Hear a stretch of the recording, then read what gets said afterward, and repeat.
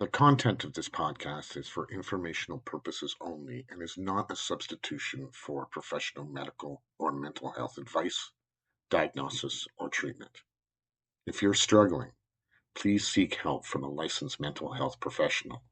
If you are in a crisis or think you may be in danger, please contact emergency services or a crisis line in your area. Please take care of yourself while listening.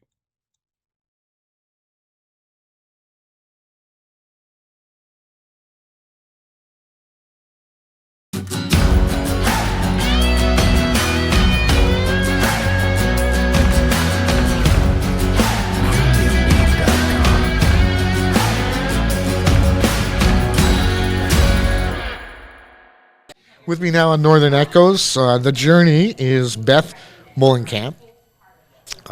Beth you're the executive director? CEO, yeah. Yeah, Peel CAS. CEO. Tell me what this day means for you to be part of this awesome music project.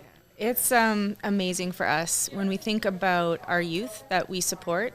So Peel Children's Aid has Trailblazers Youth Center within it, and we provide a whole bunch of different programming from sports, physical literacy, to financial education, to music and arts program. To have this program running within that center and to have the community and music legends and everybody here give back to our youth is just an amazing feeling, and we're so grateful to be here.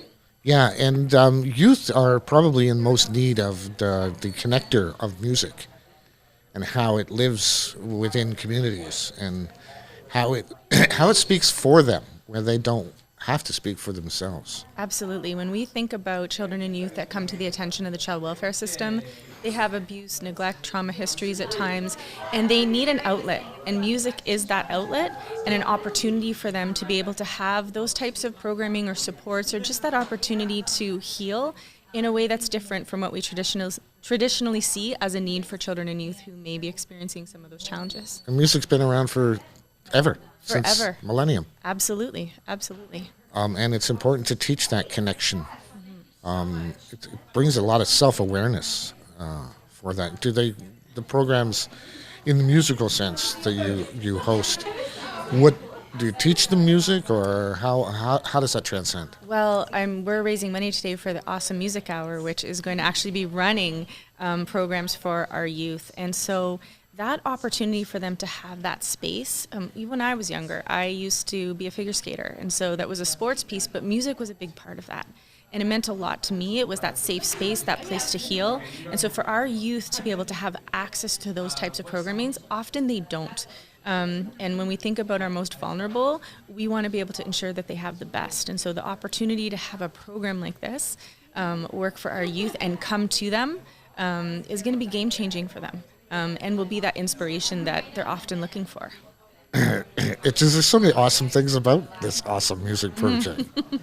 And then, what is a typical age frame, or do you have a typical age frame? Yeah, so in the Trailblazers Youth Center, for all of our programming, we support children and youth from the age of 6 to 29. But in terms of youth who typically we see more teenage youth or adolescent youth who want to be engaged in music, although it can start from early on. And that's just another outlet for them, that opportunity to be able to, connect with others and to have that safe space or that place that just feels comfortable for them. Yeah, and it's a community of like-minded, of like-souled, of like-feeling. Yeah. Because music, to me, it comes from the soul. Really does. Right. It really does. And I think, one of the things we wanted to do for our youth is create a youth center that didn't just focus on the traditional ways that we support children and youth who may have experienced trauma.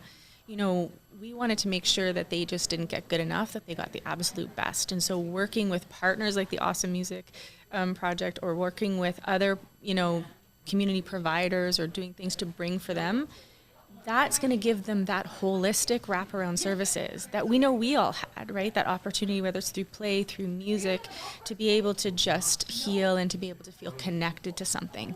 And so for our youth, that's really important, right? Especially given some of the things that they've experienced. And to grow. Absolutely, to grow. Right. Yeah, That absolutely.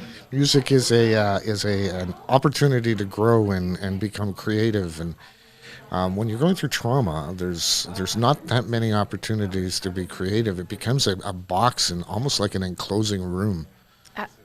It does. And I think we all know what it feels like when we hear that song, right? There's just something that, that can make us happy, that can calm us down, that can get us excited. And that opportunity for them to have that, sometimes that's all you need, right? You need that opportunity to be part of something, that opportunity just to hear something that just changes your mind, changes your day, and sets you up for the rest of your life, or sets you up for that next thing that you need to do. Right. Yeah. And it gives them, I'm not going to say a crutch, but something to lean on when further on down the road, because trauma can happen at any time during life, and everybody can have challenges during life, right? And this discussion of the broader discussion we're having today is in mind health, and how to use music in a mind health regimen, and like we would with food, like we would with getting in touch with nature, like getting in touch with exercise. But let's not forget to, take care of our mind, and music is one of those tools to use. And today we're learning that scientifically, it's a proven scientific, beyond theory now, fact that music can help you adapt to certain situations. Super important for youth, and particularly in the adolescence age frame in today's society. I know in adolescence it was tough for me. It's 10 times tougher now with the immediacy of today's world, social media, the judgment, all those things, the lack of actual touch-to-touch community and family.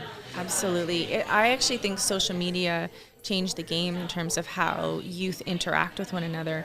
And if we think about even the pandemic, and as we see even economies that are stretched, that impacts families, that impacts their mental health, and that impacts children and youth mental health.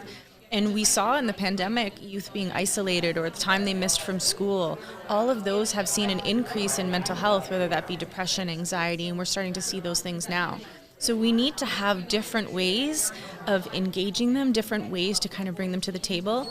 I mean, most youth, if you remember in your childhood, I probably wouldn't have gone to the doctor and just said, hey, can I sit down and talk to you?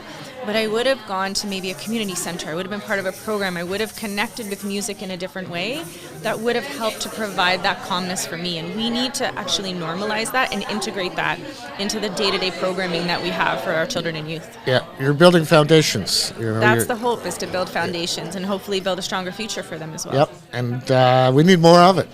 We definitely do need more of it, from youth all the way up to adulthood, and for our seniors as well. It has an impact for all of us, and as you said, the research is there, so we need to start embracing that. And I think systems like ours, like the child welfare system, needs to start looking at these non-traditional ways of supporting our youth that we know has a bigger impact than some of the things that we've done in the past. And if we can do that, we can change their trajectory and we can change outcomes for them. Yeah, it's unboxing the box. Yes. It's unstructuring the structure.